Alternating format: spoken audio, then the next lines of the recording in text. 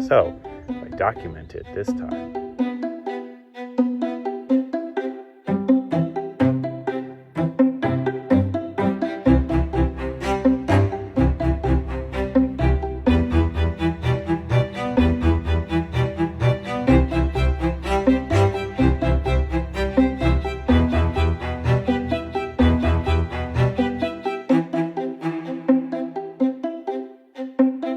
Means we're in this area.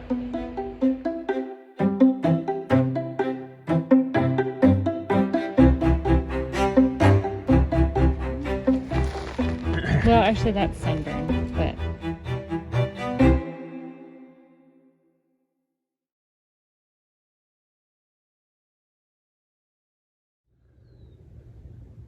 Good morning, friends and relations.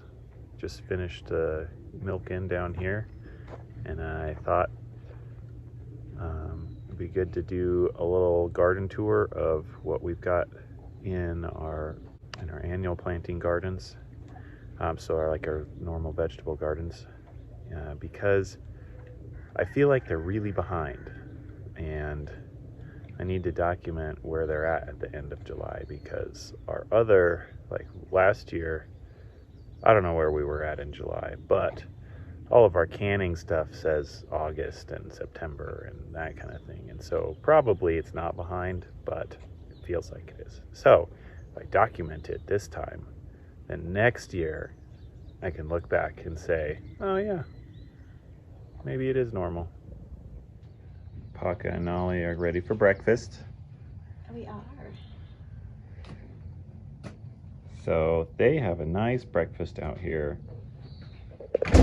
every morning. Hi, Paca. Hola. Yeah, you could show the deer or eating your pumpkins that are out there. That's dill. Got some dill and some yarrow. Some more dill. So much dill. Lots of dill. Are these all volunteers? Everything in there, well, except for the strawberries. So we've got some volunteer squash of some kind. Got a sunflower. Got some strawberries. I suppose this is supposed to be a strawberry bed. Yes. A watermelon. Here we've got deer eating strawberries. This is cilantro in here somewhere. Lemon balm, what you're looking at, cilantro on the end. Lemon balm and cilantro. What's this purple one? Just a pretty flower that's probably good for something. We've got flowers here that have bumblebees on them. Say hi, bumblebee. And then some marigolds and some carrots. Some more volunteer squashes. Some more volunteer squashes and carrots. And some more volunteer squashes. These ones are full of bees. So here we have Paca and Nali's annual planting garden bed. And it's got a chicken protectorate. They've got this moat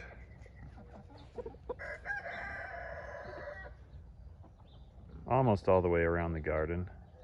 It goes there all the way down to the end through those sunflowers, but then it doesn't come back on this side yet. We haven't gotten there yet. So yeah, we've got a row of tomatoes. These are, this one needs to get trellised up. It's fallen over. Got one that didn't make it. These are indeterminate tomatoes, so they'll just keep growing until there's nowhere else to grow. So we prune these up so that they end up growing in a big, basically vine up these trellises. And then you saw behind there that row of cucumbers. And then we've got a row of melons. I believe this is Actually, this is probably zucchini. I don't know what most of these plants are. I just come out and pick them. I think these are zucchini. And down here we've got several hills of melon of various kinds. And we've got some summer squash. Looks like they're mostly yellow squash. So yeah, this one's starting to put to fruit out. Start eating squash here probably next week. Then we've got some turnips,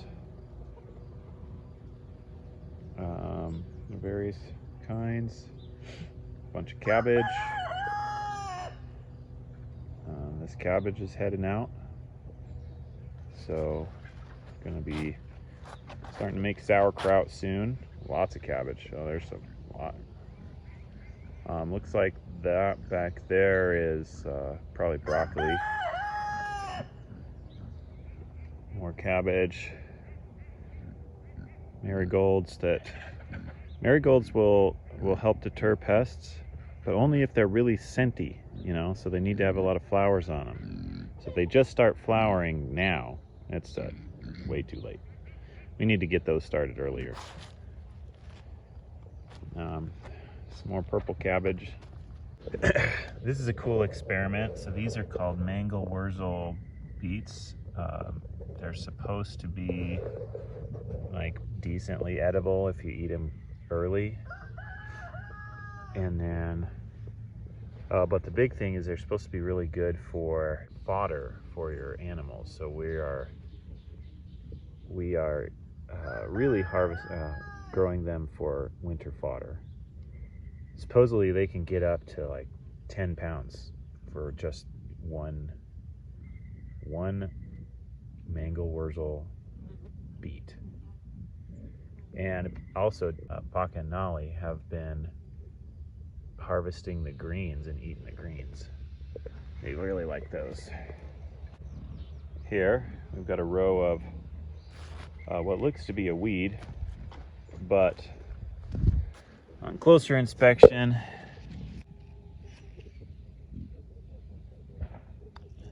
these things, whatever they are, I always forget what those are called. But it's a plant. We got a plant there. It's food.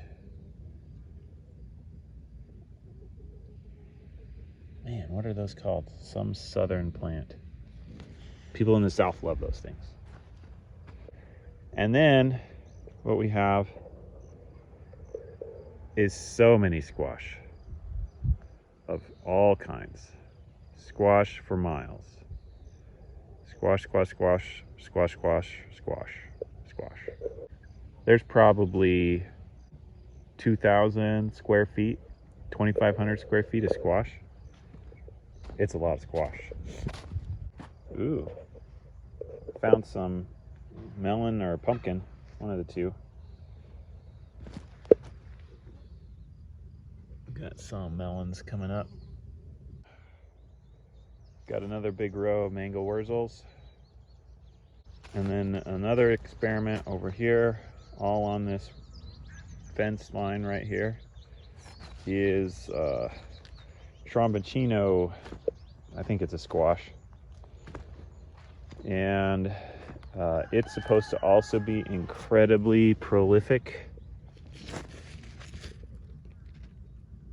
So we'll see when it starts producing. It's definitely flowering out. Lots of flowers. I mean, if each of these becomes a plant or a squash, man. I'm doing this, having these for weeks. The Tromboncino are also a fodder plant, so we're growing these out hopefully as a fodder. So many sunflowers. I don't know if we planted these on purpose or just scattered seed, or if they're just all volunteer, but there's a lot of them. So there we have it. That is the garden at Paca and Nali's.